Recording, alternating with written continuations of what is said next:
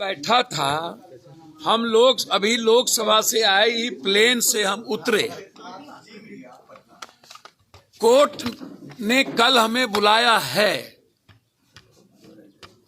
और हम कोर्ट के सम्मान के लिए कल के लिए आ गए।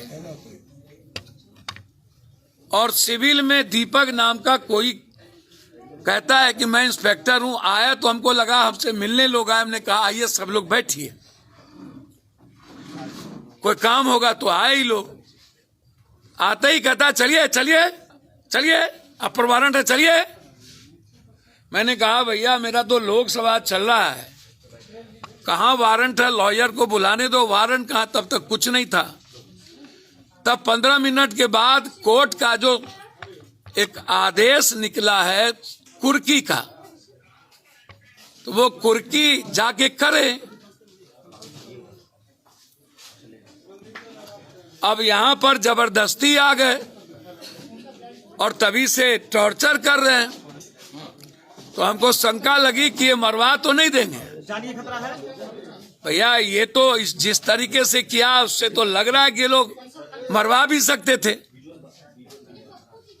और यहाँ के एसपी पर तो भरोसा किया नहीं जा सकता है, क्योंकि जिस तरीके से नीट्स के छात्रा के मामले में और लगातार पप्पू यादव को कुछ नेताओं के द्वारा गाली गलौज और धमकी दिया जा रहा है, और जो लड़ाई बच्ची जहानाबाद की बच्ची और बिहार की बच्ची को लेकर के पप्पू यादव, मैं अपनी बेटी की तरह परसों धरना है लड़ रहे हैं और इन लोगों को मैंने नंगा किया है।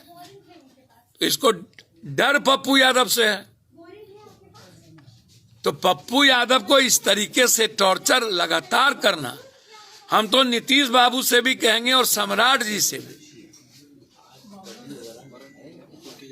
बदले की भावना से, बदले की भावना उससे आप पूछिए कि वारंट है, देख लीजिए। मेरे यहाँ वो कैसे आ सकते हैं? खुर्दा की कुर्की का है तो जाए कर ले। मेरे यहाँ वो कैसे आ गए बिना वारंट के? क्या कहा आते हैं लोगों ने? चलिए, हमको लगा कौन आ गया मारने के लिए भाई। हम बोले भैया कौन है आप? अपर वारंट है चलिए, मैं दीपक कुमार हूं। हमने कहा सिविल में कैसे आ गए? भैया बहुत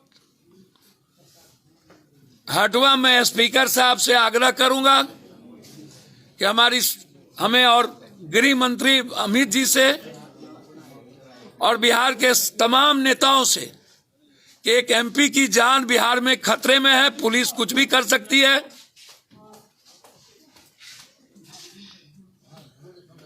आप हमें सुरक्षित करें। पिछले दिनों आपकी सुरक्षा भी कमजोर कर दी गई। अरे सुरक्षा की चिंता नहीं है। अब पप्पू यादव डरे तब तो हुआ, तब तो मरना की हमारी लड़ाई पूरी रहे। प्रयास है सरकार। अच्छा, इसमें चुप का क्या? बेटी का सवाल है, नीट की लड़ाई है, बच्ची के सुरक्षा का सवाल है, उसमें चुप क्या करेंगे? पुलिस अरेस्ट करने आई है। किस केस का वारंट लेकर आया? भैया 35 साल पुराना जिसमें बेल था मेरा, उसमें बेल टुट्टी हो गई तो उसमें हमको नॉलेज में नहीं था। तो उसमें अगले बार भी हमारी गिरफ्तारी हुई थी 40 साल पुराना केस में, जो केस ही नहीं था। बाहर में एक बस फोर्स आए हुए हैं। अच्छा एक बात बताइए, एक बस आवे चाहे 10 बस आवे, उसमें मैं क्या करूं? गिरफ्तारी देंगे आप? अब रात में कोई लॉ तो नहीं कहता है, इनके पास वारंट भी नहीं है जी। वो कुर्की वाला पेपर है भाई, पढ़ लीजिए ना। तो पुलिस इतना भी नहीं पढ़ पा रही है वारंट और कुर्की क्या होता है? वो वारंट लेके ना आएंगे। रात में जान की भी डर लग रही है आपको? अब आते हमको काहे का डर लगेगा? हमको गजब बात करते हैं। लेकिन हम जरूर चाहेंगे सारे प्रेस वाले से। पिछली बार सम्राट चौधरी के दबाव में हो रहा है पप्पू यादव जी सब। अब ये मैं राजनीति तो नहीं करूंगा।